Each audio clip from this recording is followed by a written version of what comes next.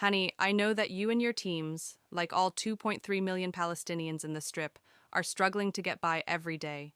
Can you tell us at the moment where the next meal is coming from? Well, sir, it's quite interesting. On our way to this broadcasting point, we walked by one of the displaced people who asked us several questions. One of the comments he made, other than the questions, was that he believes Israel has turned Gaza into a testing lab, not only by the bombs that it keeps dropping on civilians and displaced people, but also testing how far it can push people when it comes to starvation and dehydration. The fact that we haven't seen, for the past 62 days, any drop of food, water, or medicine allowed into the Gaza Strip is an indication that Gaza has truly turned into a testing lab. This is due to the ongoing bombing campaign, as well as enforced dehydration and starvation. UNRWA warned that many trucks on the other side of the borders, literally from where I'm standing, are just 30 to 40 minutes away. But getting these trucks in to help as many people as possible hasn't happened, and is still not happening.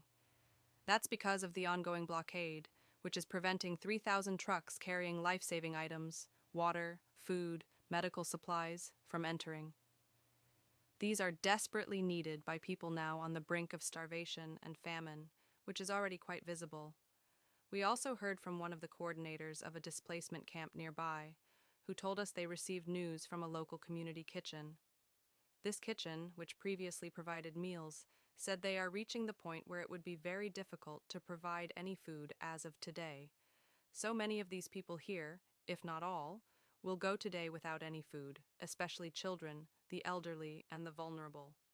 This is repeating itself across the Gaza Strip, from the southern cities of Khan Yunis and Rafah to Beit Hanun, where many local kitchens are shutting down. A lack of fuel is also causing dehydration. Many wells and water reservoirs that run on generators are not operating due to the fuel shortage, so there is no water to drink or use for other purposes. Hani, there have also been new Israeli attacks on Gaza. What was struck this time? Once again, we're seeing attacks and explosions rocking residential neighborhoods and blocks in Khan Yunis in central Gaza. At least one woman and 6 of her children were critically injured.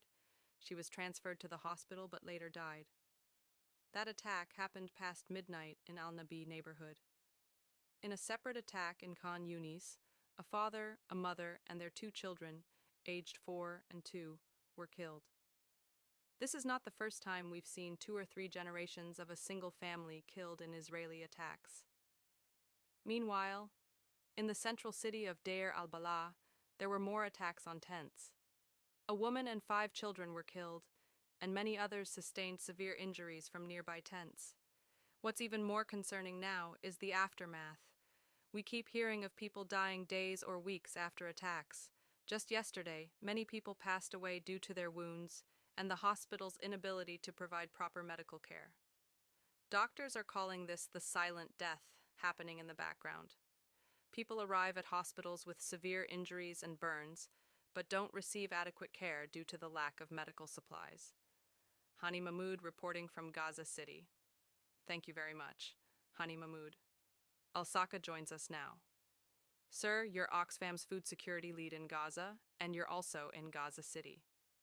What do you say to Palestinians who turn to you, to Oxfam, for food and survival at this point?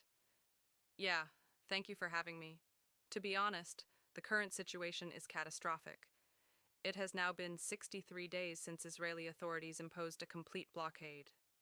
All supplies coming in have been halted. We in Oxfam, like many organizations, have completely depleted our food supplies. No humanitarian or commercial goods or medical supplies have entered since March 2nd. Our capacity to respond has rapidly declined. Many supplies are stuck in Egypt and Jordan. We can't access them. We are in urgent need of unrestricted flow of supplies. The suffering continues, and the situation deteriorates daily. You mentioned supplies are stuck in Egypt and Jordan. Hani Mahmoud also said some trucks are just a 30-minute drive away. This is the definition of man-made starvation. Exactly. This is the harmful situation we're witnessing. We are used to restrictions, but now the situation is completely devastating. People are suffering. 85% of Gaza's population is dependent on aid. There's no food, stock is fully depleted, no operational bakeries across Gaza, The only lifeline, community kitchens, may last less than 10 days. We expect them to start shutting down one after another. We're also seeing a rapid increase in Gaza's children suffering from malnutrition and disease. Just yesterday, a child died of malnutrition.